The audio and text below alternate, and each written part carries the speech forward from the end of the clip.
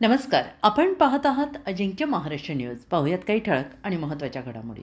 दिनांक 13/11/2025 रोजी ठाणे वर्तक नगर येथील साई मंदिराचा 39वा वर्धापन दिन आयोजित करण्यात आला.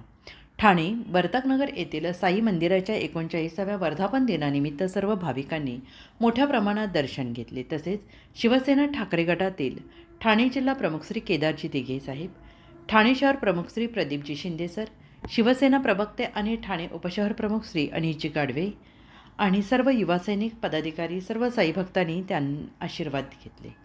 हा सोहळा मोठ्या उत्साहात साजरा करण्यात आला. अजिंक्य महाराष्ट्र न्यूज ठाणे महाराष्ट्र प्रतिनिधी गणेश दळवी यांच्यासोबत दौलत सरवणकर.